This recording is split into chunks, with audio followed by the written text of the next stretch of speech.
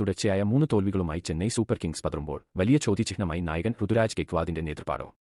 വെറുമൊരു ക്രിക്കറ്റ് ടീമിനപ്പുറം ആരാധകരുടെ വികാരമായ ചെന്നൈയെ നയിക്കുക എന്നത് ഗെയ്ക്വാദിനെ സംബന്ധിച്ച് അസാധ്യമായ ഒരു വെല്ലുവിളിയായി മാറിക്കഴിഞ്ഞു.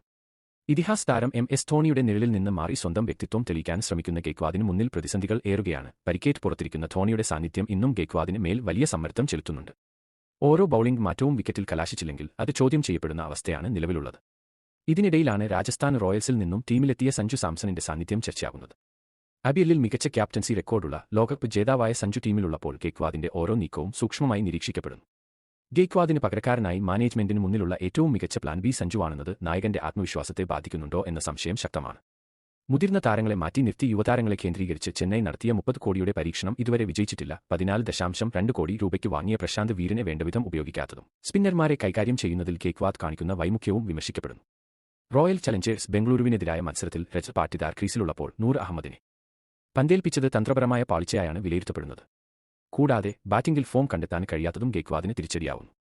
ടീമിന്റെ ഏറ്റവും പ്രധാനപ്പെട്ട ബാറ്റിംഗ് ആസ്തിയായ ഗെയ്ക്വാദിനെ നായകസ്ഥാനത്തിന്റെ സമ്മർദ്ദത്തിൽ തളച്ചിടണോ അതോ അദ്ദേഹത്തെ ആ ഉത്തരവാദിത്തത്തിൽ നിന്ന് മോചിപ്പിക്കണോ എന്ന കടുത്ത തീരുമാനമാണ് മാനേജ്മെന്റ് എടുക്കേണ്ടത്.